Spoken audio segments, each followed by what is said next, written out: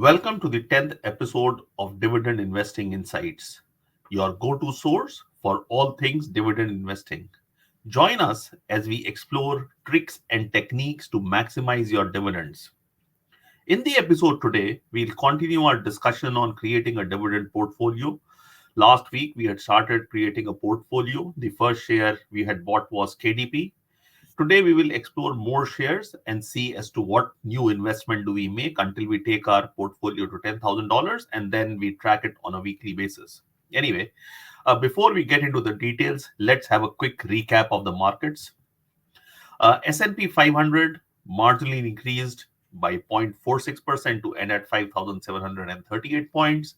Nasdaq 2 gained a marginal 0.69%, and here locally ASX 200 gained 0.03% to end at 8,212 points. Anyway, as I have said many times before, stock prices go up and down all the time, and you as a dividend investor should be interested in investing in companies that have the ability to pay dividends now and increase their dividends in the future.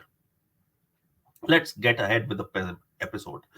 Um, Again, while creating a dividend portfolio, one of the tips I had given was to look at shares which may have a possibility of issuing a dividend. So, however, a quick recap.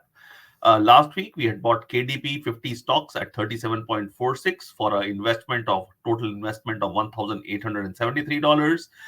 It has an ex-dividend date of 27 September 2024 and will be paying out 23 cents per share. The payout date is 11th of October 2024. Anyway, let's try and explore more shares. And as I had said last week, let's first look at the dividend calendar. So, what is the calendar of issues? And while I was scanning through the dividend calendar, I came across State Street Corporation, which attracted my attention. State Street is one of the oldest banks in the world. By some claims, it's the second oldest bank in the world, and as of this recording has a market price of $88.2. Let's analyze this and see whether it is worth our investment and add to our portfolio. As I look further, this has a dividend yield of 3.45%. It has a very good payout ratio of 50.92%. All seems quite good until now. It has a profit margin of 15.04%. However, when I look into the financials, I see that there is a negative earnings growth on a quarter-of-quarter basis to the tune of 6.8%. While this is alarming, but this is not a deal breaker, because until now, what we have seen, a good dividend yield, a good payout ratio, a reasonable profit margin, however, a negative quarterly earnings growth, which means that we should investigate this further. Further investigation reveals that this has an operating cash flow of negative 4 billion.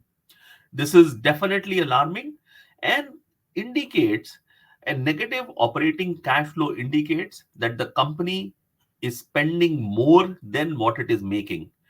This to me indicates that is not a good investment and not worth the money we invest. So with this thought, we will drop this and look further for more stocks that meet our criteria, that give us the safety net that our money is in good hands and will give us benefits in the future.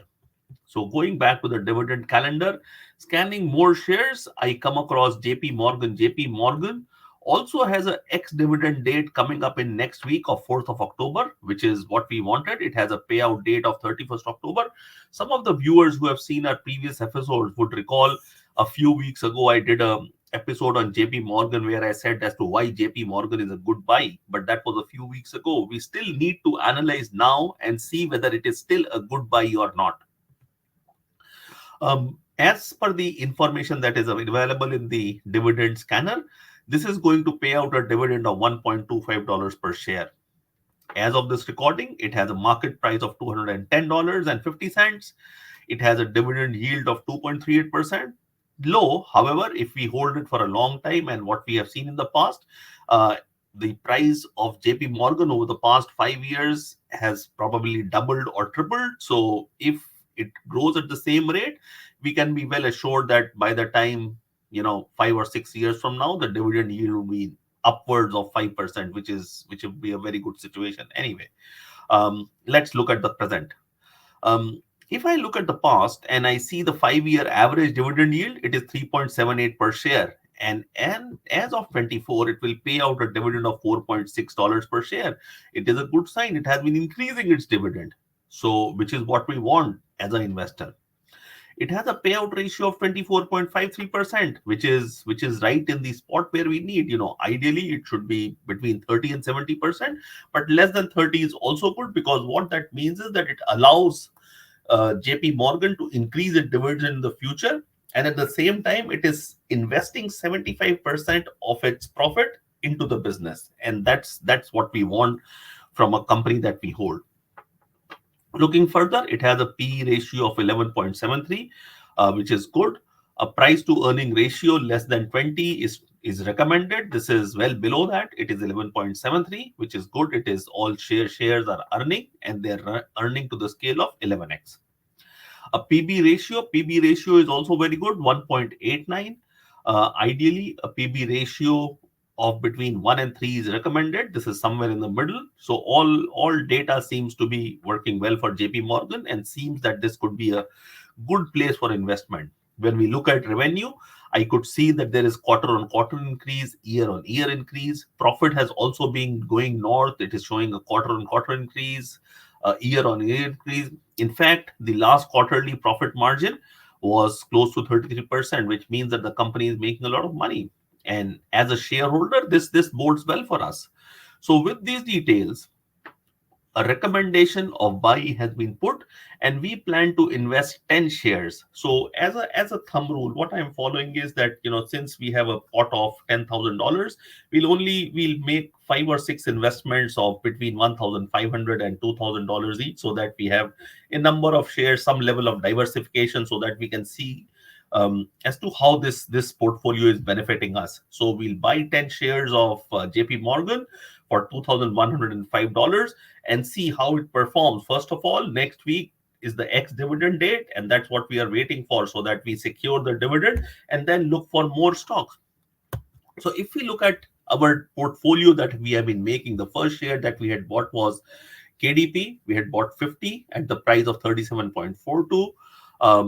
Which is an investment of $1,871.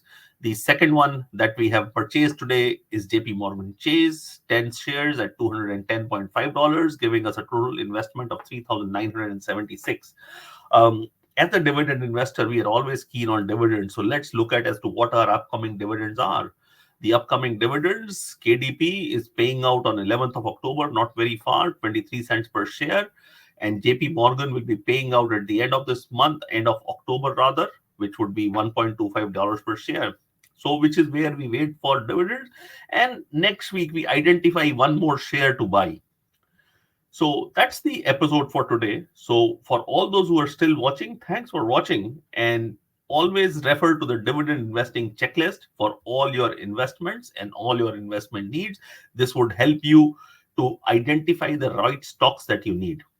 So thank you very much for watching, and until next week,